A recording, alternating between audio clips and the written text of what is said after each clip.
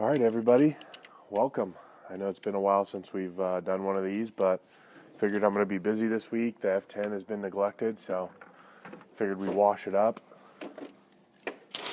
So yeah, I know I got a lot of subscribers for the F10 content. This was the first car on the channel, so figured I would give you guys an update on this car, give you guys an update on the real estate business, the E93, everything. So I know most of my content's been around the silver E93 and swapping the new N54 in there. So I appreciate everybody who's watching that.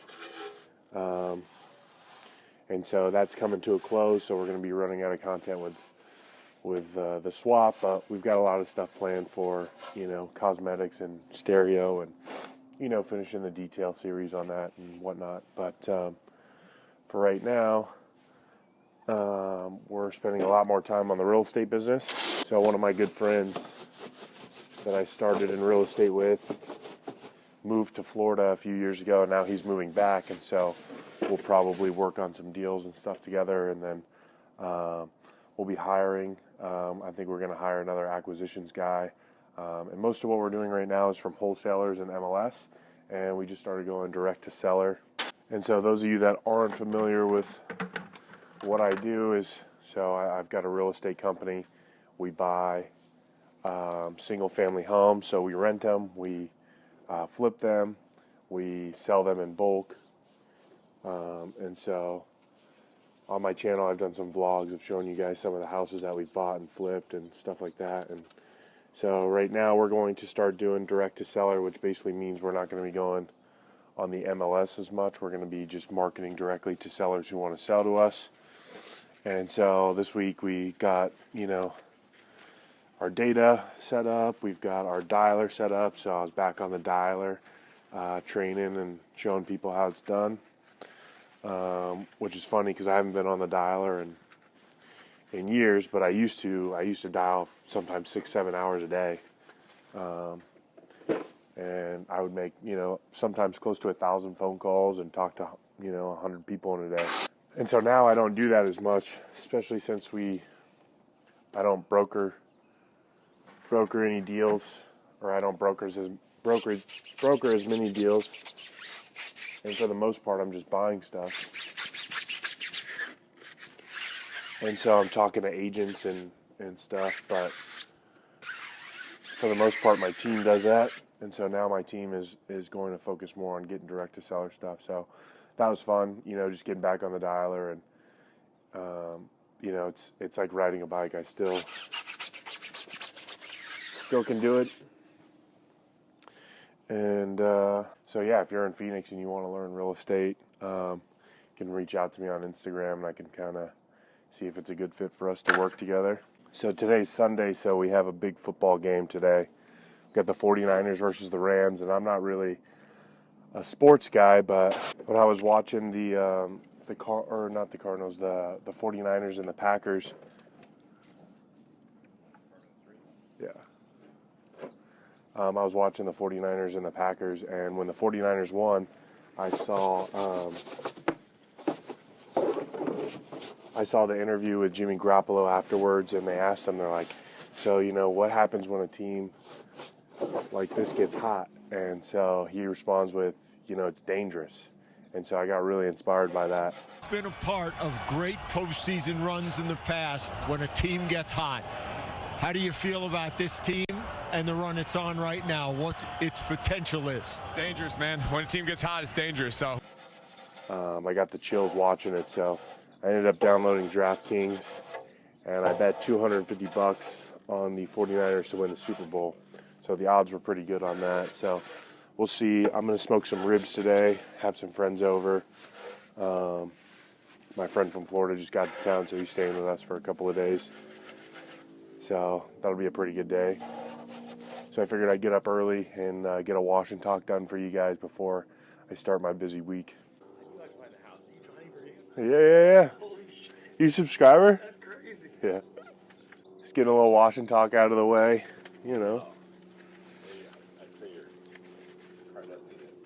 It does.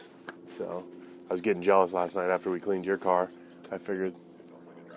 It does, huh? I'm not even kidding. Yeah. I wish I was joking or exaggerating. Yeah. wait till this is done. You'll see what a real clean car looks like. Have you done like a like an actual like full on walkthrough of like exactly the steps you take for the car washing, and like done like before and after like pictures, like images? Not images, but videos. If you subscribe to the channel, you would know. No, I mean I do subscribe to the channel. I do watch. Did you watch the how to properly wash your vehicle video? Oh, you know what? I missed that one. Oh, That's yeah. my birthday. It's all right. It's all right. Don't worry. But yeah, that's Gabe. That's my friend from Florida. So we'll be working on some real estate stuff together. But I watched his Model 3 last night and kind of showed him the way. And so he's a subscriber. He's watched videos before, but I think he's finally starting to appreciate what I do in person after I did it to his car. So let's move on to the next wheel. But yeah, we went through his car and showed him all the imperfections in his car and what normies, how they destroy their cars. So it's been the reaction I've gotten from the N54 Swap with like my friends and family and stuff has been pretty cool, because I've always been into this stuff, but I don't think, like most people know me as like the real estate guy, not the car guy. And so like as I share more and more of like my personal life on here, I start to like gravitate less towards real estate and more towards the things that I'm actually interested, like when I'm not working, which is cars. And so, people have been able to see the passion that I have for that kind of stuff. And so now, like anytime I run into anybody I know, they're like, "Oh, how's the car going?" and that kind of stuff. So it's kind of cool. And then, it's been an awesome experience being able to, buy something that doesn't work and make it work and go from the ground up. And one of the things I learned the most from doing the swap was, like, I would get to a point in the build where, like, I was stuck and I felt like I couldn't get anything done. Like, for example, like when I was removing the old engine, the bolt on the passenger side at the top where you can't access, that holds the engine and the transmission together, was stripped. And so no matter what I did, I could not get it out. And so I spent like 2 or 3 days just on this one bolt. And like there was times where I just got like discouraged and I would start like working on something else. And, I was like, I've already spent like 2 days on this one bolt and I can't get it out.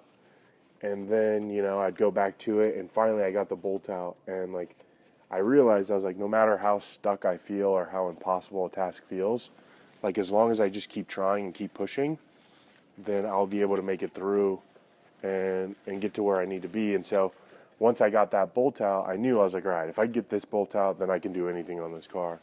And so I did end up getting it out, and I got to more points where like for example, a bolt would snap and then I'd have to drill it out and all that stuff, and it would feel like I was never going to be able to get the bolt out or get the broken bolt out, or I was going to have to buy a new engine block, whatever it was. But I just stuck in that same mindset of like, all right, I was able to get the bell housing bolt out. I can get this bolt out. It's way easier to access. All I got to do is just this, and this. And so I'd keep going. And so I just kept that mindset the entire time I was building it. Like, just keep trying. If you feel stuck, just keep trying, keep working at it.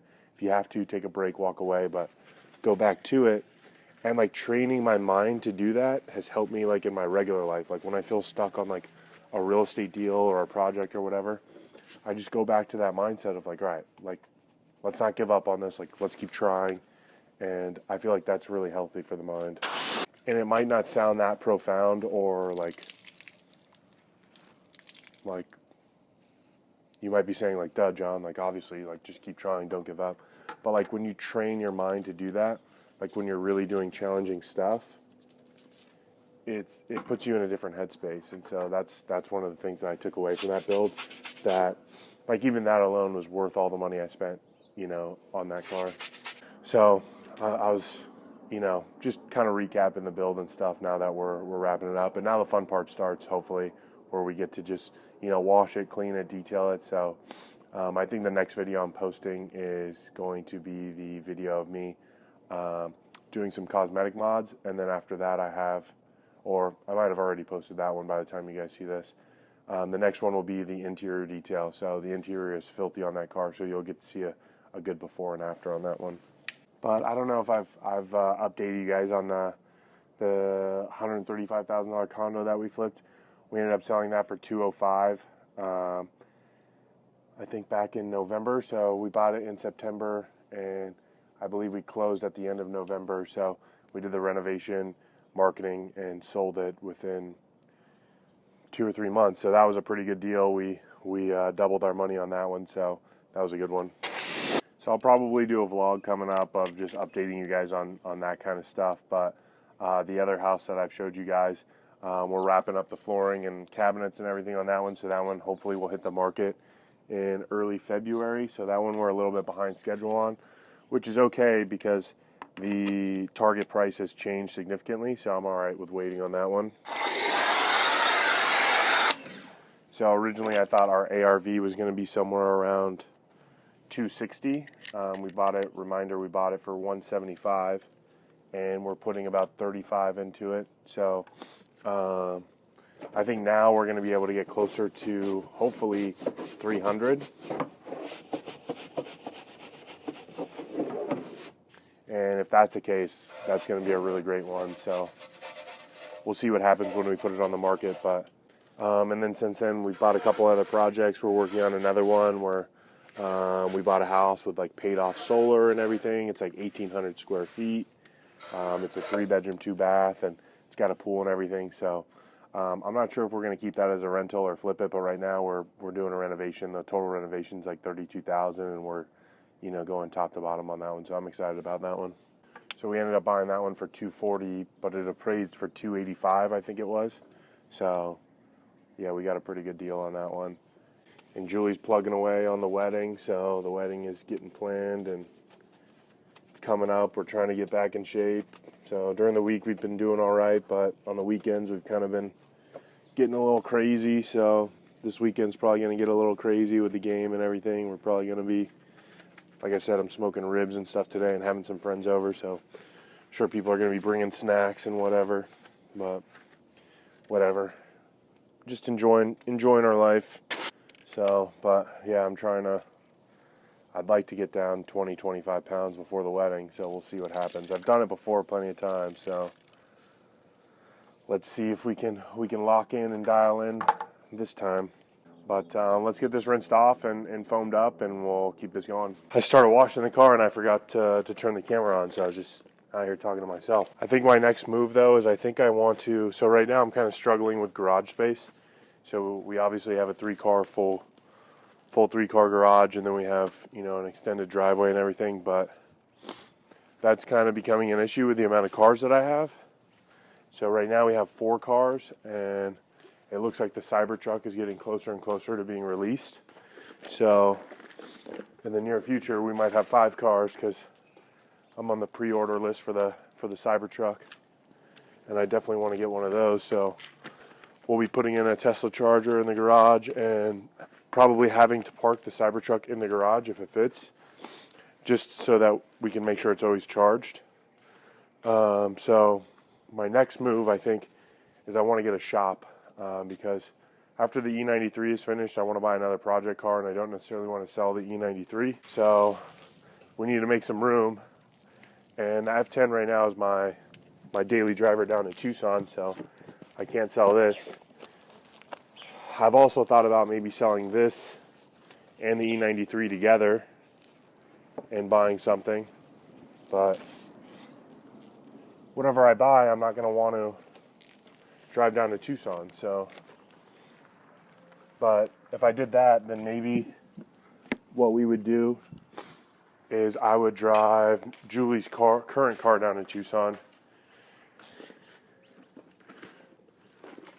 and then she'll have, the Cybertruck or whatever car I trade this in the E93 for to drive while I have that down in Tucson. And so that way we don't beat up the Cybertruck or whatever car I end up buying instead of these 2. So then that would put us at 1, 2, 3, 4 cars again. So ideally, if I did sell this car and the E93, I would like to get a E92 M3, something with low miles. That's kind of like, I feel like that's the better version of the E93, but we'll see. They're getting really expensive. The other thing I realized is, like, now with my build on the E93, some people have hit me up and like, hey man, like, I've got an N54 car and this and that, and could I bring it down to you and you help me, you know, get it back running again the way it should be?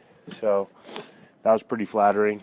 So you might see that on the channel where some people bring me their N54 car and we give it the same treatment that we gave to my E93, which would be kind of cool, you know.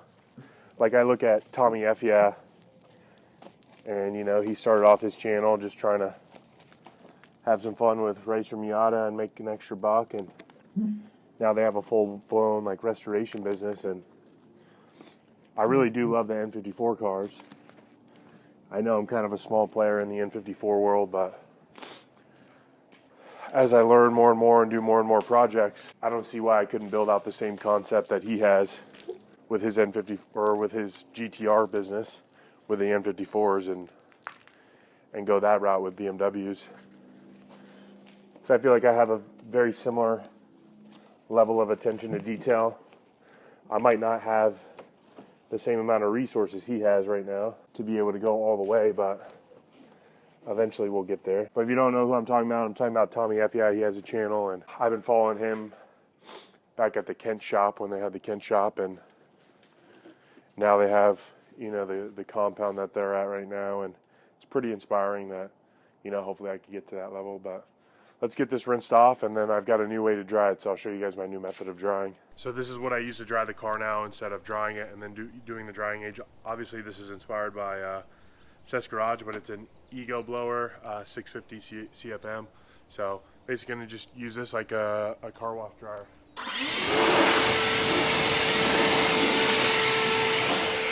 So the leaf blower gets it like 75% dry, and so then we just follow up with Bead Maker like we would normally and just get it dry. It's nice to finally wash this car, considering that I drive it to Tucson all the time, and I haven't washed this thing in like, I don't know, it's been probably close to at least maybe 2 months, I think. I think early December was the last time I washed it, so it's been pretty neglected, but it's holding up nicely. But yeah, the garage situation has been a big debate in our household, so I think the best bet is just to get that new shop and call it a day and not have to deal with this anymore. I mean, I love this garage, but I'd much rather, like if I'm doing an engine swap or something, that be off-site than in my home. Just like, for example, the Swiss tracks have gotten pretty beat up from doing the engine swap just because of all the spilled fluids, and you know, it's just like I step in it and then I track it around, and so this floor is kind of, it's great for just your normal daily driving and stuff like that, but as far as keeping it clean when you're swapping engines and dropping coolant and oil and stuff all the time, it's, I think, admittedly not the best solution. And neither is epoxy, so I think you just have to have a shop that you're willing to get dirty if you're doing that kind of stuff. And so I'm willing to get this place dirty until it makes sense to be able to go and get my own shop, which hopefully the YouTube channel keeps progressing the way it has. It seems I've kind of found my little corner of the internet on YouTube and Reddit, so I'm going to just keep doing what I'm doing, and hopefully you guys enjoy it, and we can take this channel to the next level. I have thought about doing the same thing to this car though, because I mean, now this thing has 120,000 miles on it. It definitely wouldn't hurt to just do all the gaskets, rod bearings, turbo, and whatnot, just to give it a full refresh and keep it going for another, 120,000 miles. If I didn't buy this car, I would have been putting a ton of miles on the G-Wagon and having to take that car to Tucson, which I love that car. I love driving that car, but not for 4 hours a day. That's another option too. I could sell all three cars. I could sell the G-Wagon, which that car just means so much to me that that'd be really difficult for me to do. it's just a good representation of how far I've come, and like I talked about earlier, just like setting your mind to something and making it happen. So that would be tough for me to get rid of that. Plus I really love that car, so I wouldn't want to get rid of it. But it'd have to be something super special to get rid of that one. I think if I found a similar year, low mileage G63 for a good deal, then maybe I would trade my silver one for it. But other than that, I'm sticking with it. I think Julie would be also sad if I sold that, because Julie and I had only been dating for a few months when I bought that, and she drove me, and like she helped me find it, and we drove down to Tucson together, and she followed me back. And so we went to dinner at one of my favorite restaurants, Kingfisher, when we picked it up. And it's just like, and then after we bought it, we took it, they had just opened up a White Castle in Scottsdale. And so like the lines were crazy. The lines were like 3 hours long to go to White Castle. And so I decided, I was like, well, if we're going to sit in a car for 3 hours, it might as well be a G-Wagon. And so that's exactly what we did. We went and we sat in the drive-through line of White Castle for like 3 hours, and we just chatted, and we were still, like, we hadn't been dating very long, so we were just like really getting to know each other. And it's just a good memory. So we have a lot of good memories in that car, and it's a good representation of everything. So it means more to me than just any old car. Plus it's a G-Wagon. So alright, so I'm going to get some tire shine on this and clean the inside, but that's pretty much it. As a quick watch and talk, I just wanted to update you guys on kind of some stuff, but make sure you drop down in the comments what you guys want to hear me talk about, or what you guys want to see on the channel. But appreciate all you guys watching, liking, subscribing, and I'll see you guys next time. I'm just really trying to show you no love. Say you tired and you need a new love. Use what you got for your lose love. See new things with your views up. Yeah, what you want, new things.